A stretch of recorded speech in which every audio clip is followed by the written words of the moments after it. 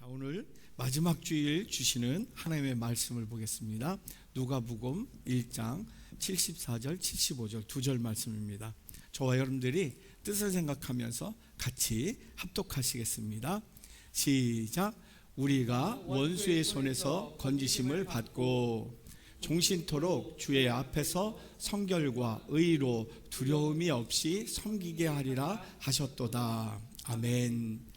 오늘 마지막 주일 주시는 하나님 말씀 제목이 구원의 목적입니다. 같이 한번 읽어볼까요? 시작. 구원의 목적. 여러분, 오늘이 송년주일인데 이 송년주일이 정말로 여러분들의 예배들 중에서 가장 복된 주일 되길 간절히 소망합니다. 왜 송년주일이 복된 주일이 되어야 되냐 하면 마지막이 복돼야 모든 삶이 복된 삶이 되기 때문에 그렇습니다. 마지막이 정말 복돼야 지금까지 온 과정 속에서 모든 일들이 다 복되기 때문에 송년주일이 복되기를, 그래서 여러분 마음을 하나님께 집중하시고 하나님의 은혜에 소망을 가득 담고 들으실 수 있기를 간절히 소망합니다. 그래서 그게 진짜 구원받은 삶인 것이에요. 구원받은 삶. 여러분, 구원이 생명인 줄로 믿습니다. 내가 구원받아도 되고 안 받아도 되고 아니에요. 구원이 생명이에요. 이찬수 목사님이 쓰신 책이 있어요. 처음 마음이라는 책인데 한번 볼까요? 네, 처음 마음이에요. 처음처럼이 아니에요. 네, 처음 마음이에요.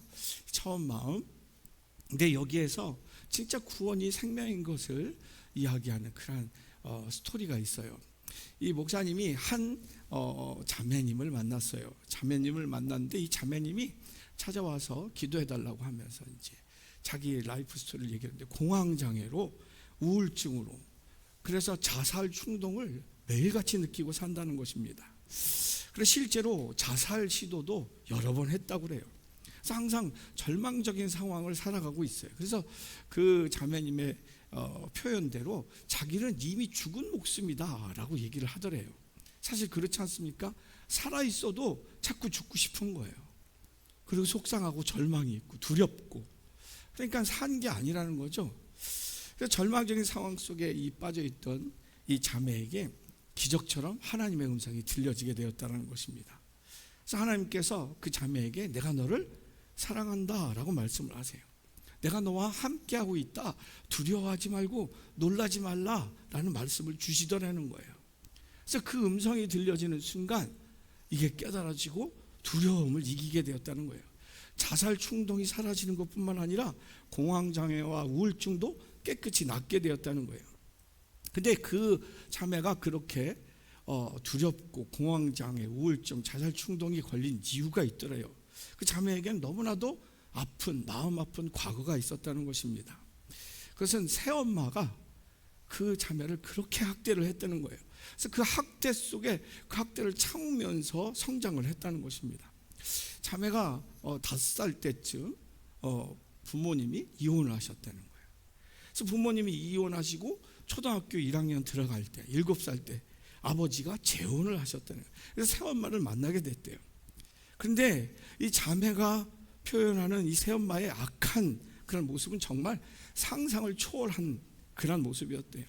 이 병아리 같은, 이 목사님 표현하면 병아리 같은 이 어린아이, 7살 된 이 어린아이를 얼마나 학대했는지, 화가 나면 애를 그냥 엎어놓고 화 풀릴 때까지 때렸다는 거예요. 그리고 입에 담을 수 없는 저주의 욕을 그렇게 퍼붓고, 심지어는 자고 있는 아이를 기분 나쁘다고 때렸다는 거예요. 그래서 이 자매가 그런 말을 하면서 이렇게 얘기를 하대요. 왜 제가 자고 있는 모습까지도 미웠을까요? 그 7살 애기가 자는 모습 얼마나 귀엽습니까? 예쁩니까? 근데 그 자고 있는 모습까지 미웠을까? 라고 눈물을 흘리면서 얘기하는데 목사님이 더 이상 해줄 말이 없었다는 것입니다. 초등학생인 이 어린아이가 견딜 수 없는 그 학대를 당하고 있는데도 그 마음이 얼마나 착하고 여린지 그 학대를 아빠에게는 한마디도 알리지 않았다는 거예요. 왜? 이제 겨우 재혼하신 아빠가 자기 때문에 또 이혼할까봐, 아빠가 그래서 또 실망할까봐 말을 못했다는 거예요. 그런데 놀랍게도 그런 절망적인 상황에 그냥 삶이 어두운 그런 어린아이에게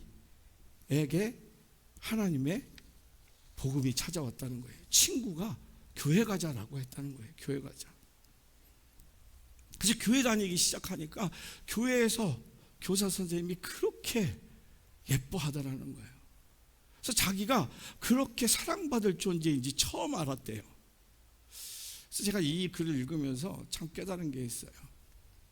교회가, 교사가, 그리고 주일학교 목회자가 얼마나 중요한지 몰라요. 그 아이의 생명을 살리는 거죠. 그 어린 영혼에 복음이 들어가고 사랑이 들어가니까 믿음이 생겼다는 거예요. 그때부터 이 어린 아이가 기도하기 시작하는데 놀라운 기도 제목으로 기도했대요. 하나님, 제가 왜 이러한 가정에서 이런 아픔을 겪어야 되는지 잘 모르겠습니다. 왜 저에게 이런 고통이 있어야 하나요? 그런데 하나님, 저 행복해지고 싶어요. 가정에서 행복해지고 싶습니다. 그러니 하나님, 저 좋은 남편 만나게 해달라고 기도하는 거예요. 어린 영혼인데. 아직 어린 그 자매가 하나님 앞에 꿈과 비전을 갖고 기도하기 시작했다는 것입니다. 하나님이 다시 자기 자신의 인생을 가정 안에서 회복시켜 주실 거라는. 그래서 주일학교를 다니면서 그 어떤 사람도 하나님은 사랑하시고 그 고통에서 구원하시는 하나님이라는 것을 듣고 자기 삶도 구원해 주실 거라는 것을 믿고 기도하기 시작했다는 거예요. 목사님, 근데 그 기도 제목은 기적처럼 이루어졌어요 하면서 남편을 얘기하는데 정말 좋은 남편을 만났다는 것입니다. 들어보니 이 아내의 상처를 보듬어주고 아내의 연약함, 두려움, 공포 이런 것들을 섬세하게 이해해주면서 품어주는 그러한 인격적인 남편을 만나게 됐다는 것입니다. 그러면서 자매는 울면서 이렇게 고백을 했다는 것이에요. 목사님, 제가 지금 얼마나 감사한지 몰라요. 얼마나 행복한지 몰라요. 제 어릴 때 그 기도가 응답이 되었어요. 이제 저는 이 받은 사랑으로 저처럼 힘든 영혼들을 섬길 거예요. 그래야 지금 이 행복이 영원할 것 같아요. 앞으로 자기만 행복하겠다 이게 아니고 이 행복으로 나처럼 힘든 영혼들 찾아서 그들을 섬기고 사랑할 거라는 거예요. 왜? 그러할 때 비로소 이 행복이 계속될 것 같다는 거예요. 여러분, 구원이 생명입니다. 오늘 본문도 사가랴에게 이러한 하나님의 구원이 임해서 하나님의 구원을 받고 감격해서 찬양하는 찬양의 노래가 오늘 본문 내용이에요. 사가랴의 예언 찬양은 하나님이 자기 자신도 돌봤지만 가문이 끊기는, 그래서 절망 속에 있었지만 가문을 이어주는 세례 요한도 주는 것뿐만 아니라 이 민족의 아픔, 그리고 인류의 아픔, 이 아픔을 하나님께서 다 들으시고 구원하시고자 메시아를 보내셨다라는 이 비전을 받고서 지금 찬양을 하고 있다는 것입니다. 지금은 비록 로마의 압제에 있지만 또 죄악의 권세에 삶의 고통에 관계의 고통에 붙들려 있지만 얼마 지나지 않아서 그 메시아를 통해서 우리들의 삶이 거룩과 의로 주님과 영혼들을 섬기는 삶을 살게 될 것이라는 그 비전을 갖고 찬송하는 내용이 오늘 본문 내용이에요. 구원의 감격을 찬양하는 겁니다. 저는 간절히 여러분을 사랑하는 마음으로 축복합니다. 오늘 이 2025년 마지막 주일 마지막 예배, 이 예배를 드리면서 말씀을 묵상하면서 이 구원의 감격이 회복되어지는 은혜가 있길 간절히 소망합니다. 그래서 구원받은 자의 삶을 통해서 또 다른 구원들이 일어나길 주님의 이름으로 축원합니다. 그래서 구원의 목적은 무엇일까요? 한번 볼까요? 구원의 목적은 두려움 없는 섬김의 삶을 위함이다라는 것입니다. 구원의 목적은 여러분 구원만 이루는 게 아니라 섬김의 삶을 위함이다라는 거예요. 오늘 본문 74절과 75절 배경이 되기 때문에 뜻을 생각하면 다시 한번 같이 읽을까요? 시작. 우리가 원수의 손에서 건지심을 받고 종신토록 주의 앞에서 성결과 의로 두려움이 없이 섬기게 하리라 하셨도다. 아멘. 오늘 말씀을 보면 이 말씀을 한마디로 요약하면 하나님께서 우리를 구원하신 목적을 말씀하고 있다는 거예요. 구원의 목적은 뭐예요? 건지심을 한 이유가 바로 종신토록 주의 앞에서 성결과 의로 두려움 없이 섬기게 하시기 위해서, 섬기게 하기 위해서 우리를 구원하셨다라는 겁니다.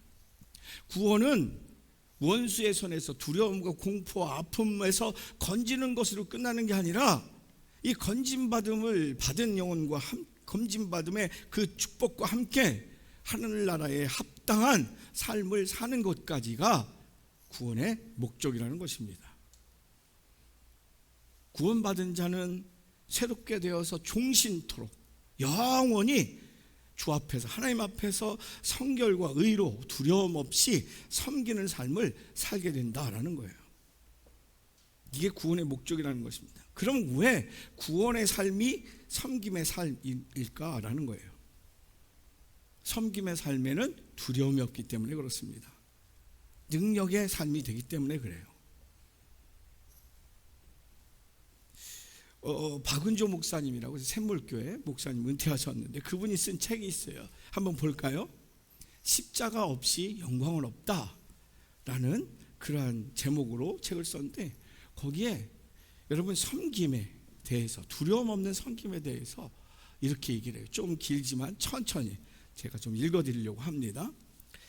우리 중 편안하게 살고자 하는 욕망이 없는 사람은 아마도 없을 것입니다.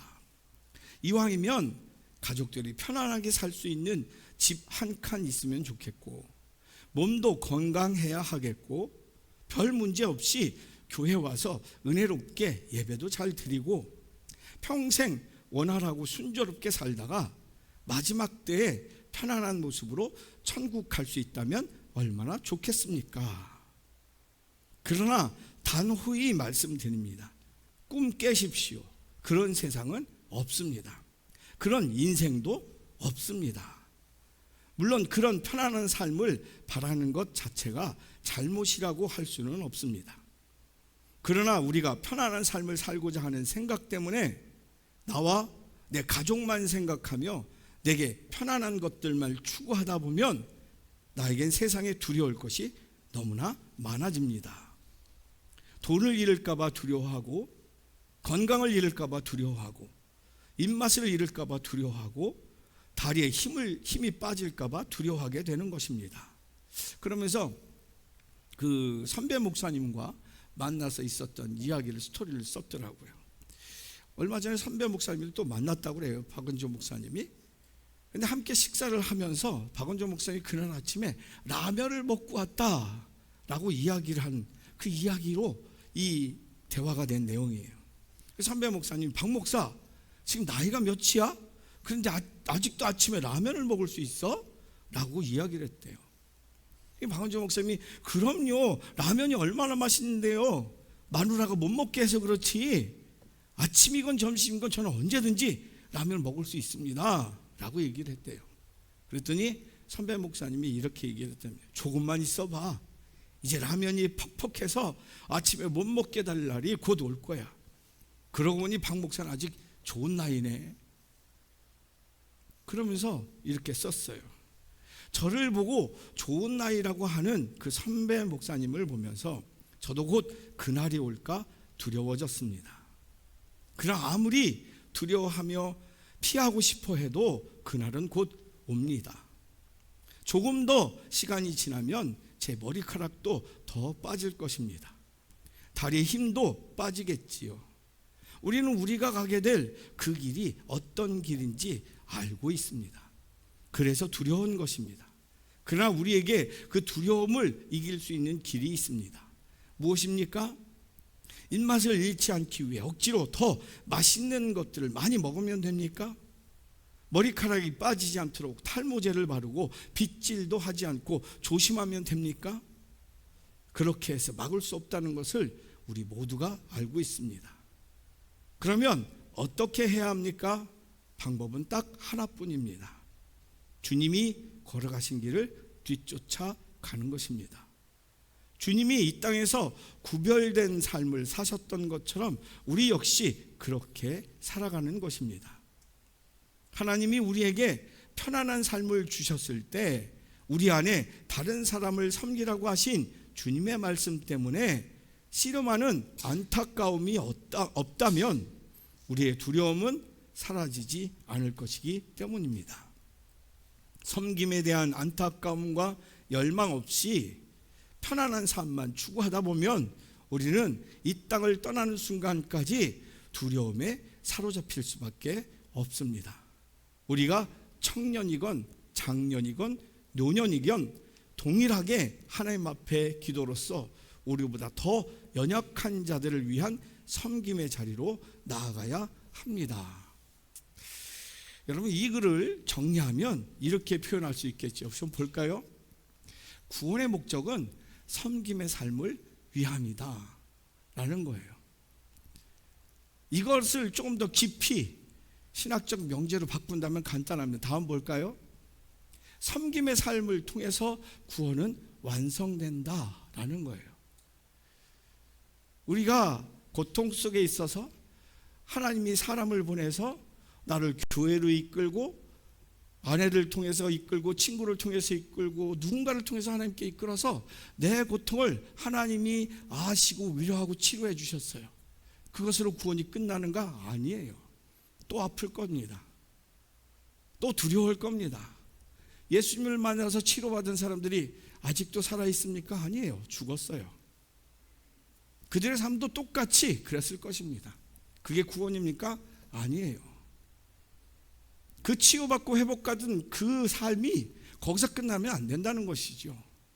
다른 사람들을 똑같이 그 사랑과 능력으로 치유하고 회복할 때 그 구원이 온전해지고 완성된다라는 것입니다. 여러분, 지금 여러분 중에 혹 마음속에 두려움이 있는 분, 혹 속상함이 있는 분 계십니까? 우리의 마음에 아픔이 있고 속상함이 있고 분노가 있고 두려움이 있다면 그 마음은 섬기려는 마음이 아니라 누리려는 마음 때문에 그 아픔과 분노와 속상함과 두려움이 있는 것입니다. 반대로 섬김의 삶에는 항상 풍성함이 있습니다. 존귀함이 있습니다. 능력이 있습니다. 평강이 있습니다. 왜요? 하나님이 우리의 삶의 목적을 하나님의 섬김의 대리자로 세우셨기 때문입니다. 우리를 구원하신 목적이 그냥 우리만 살고 우리만 즐겁게 살다 끝나라고 구원하신 게 아니라 하나님의 대리자로, 구원자로, 치유의 통로자로 세우셨다라는 것입니다. 하나님께서 그 삶을 통해서 계속 구원의 역사를 이루어 가시기에 그 삶은 끝나지 않는 존귀함으로, 생명력으로, 풍성함으로 가득하게 될 줄로 믿습니다. 그러나 하나님의 자녀인 저와 여러분들이 섬김의 삶을 살지 않을 때 우리의 공동체는 아픔과 갈등과 상처로 구원을 잃어버린 지옥이 될 것입니다. 스리랑카의 어떤 마을, 시골 마을에 선교사님이 선교를 하고 있었어요. 근데 어느 날 선교에 참여하지 않는 마을 사람들, 대표들이 찾아왔어요. 그들은 선교사님에게 그렇게 얘기를 합니다. 나는 그리스도는 사랑하지만 그리스도인들은 사랑하지 않습니다 라고 말합니다. 그래서 선교사님은 놀라서 아니 왜 그렇게 생각들 하십니까? 라고 물어봤을 때 그들은 이렇게 대답을 했다고 그래요. 그리스도인들은 그리스도를 우리에게 주지 않습니다. 그들은 그리스도의 삶을 살지 않기 때문입니다. 사랑하는 성도 여러분, 구원받은 증거는 섬김의 삶에 있는 줄로 믿습니다. 저 사람이 구원받았는가 못 받았는가, 뭘 보면 아느냐, 저 사람이 섬기고 있느냐 그렇지 않으냐, 거기에 구원받은 자와 구원받지 못한 자가 구분됩니다. 남 볼 거 없어요. 내 자신을 보십시오. 내가 지금 가정에서, 일터에서, 교회에서 조금이라도 섬김이 있느냐 없느냐, 거기에 내 구원이 결정됩니다. 내가 이찬수 목사님의 그 자매처럼 진짜 감당할 수 없는 그 상황에서 진짜 하나님의 은혜로 구원을 받았다면 이 삶은 결코 자기만 누릴 수 없을 것입니다. 그 사랑으로 계속 넘쳐 흘러서 다른 영혼들이 자기와 같은 아픔과 더 아픈 사람들이 보이게 될 것입니다. 보지 않고 싶어 해도 보여질 수밖에 없을 것입니다. 그렇게 안 보이던 산모들이 임신하면 보여요. 그렇게 안 보이던 유모차가 아기를 낳으면 보여요. 마찬가지입니다. 우리들의 구원의 모습은 섬김의 모습에 있다라는 것입니다. 더 심하게 얘기하면 섬김이 없는 삶은 구원받지 못했다는 증거가 되는 것입니다. 구원받은 삶의 가장 대표적인 표징이라고도 얘기할 수 있는 켈타구의 성녀 마더 테레사 수녀가 있습니다. 그 애는 하나님의 부르심을 받고 다르질리로 가는 기차를 타고 갑니다. 3등 칸이죠. 냄새가 코를 찌릅니다. 열차 안에 쓰레기가 넘쳐납니다. 그리고 사람들이 너무나도 시끄럽게 싸웁니다. 술 취한 사람들, 토하는 사람들, 소리 지르는 사람들, 자리 때문에 싸우는 사람들, 온통 시장바닥 같은 그런 분위기의 기차입니다. 그럼에도 불구하고 테레사 수녀는 거기에서 조용히 하나님께 기도하고 있습니다. 그때 하나님의 섬세한 음성이 들립니다. 테레사야, 여기에서 5마일만 가면 50만 명의 노숙자들이 길거리에서 나서 길거리에서 살다가 길거리에서 죽어가고 있다. 너는 그들에게 가서 내 대신 살아있을 때는 잠자리를 주고 죽으면 무덤을 주어라. 그 음성을 들은 뒤 1948년 8월 8일 테레사는 조용히 수도원을 떠납니다. 그러고 이렇게 일기에 남깁니다. 볼까요? 주님, 나는 오늘 밤 어디에서 잘지 모르고 떠납니다. 주님, 나는 내일 아침 무엇을 먹을지 모르고 떠납니다. 주님이 떠나라고 하셔서 떠나니 지금부터 내 인생 주님이 책임져 주옵소서. 이 위대한 섬김으로부터 위대한 구원의 역사가 시작되게 되었습니다. 인도의 유명한 지도자, 위대한 지도자 마하트마 간디가 이런 얘기를 했어요. 볼까요?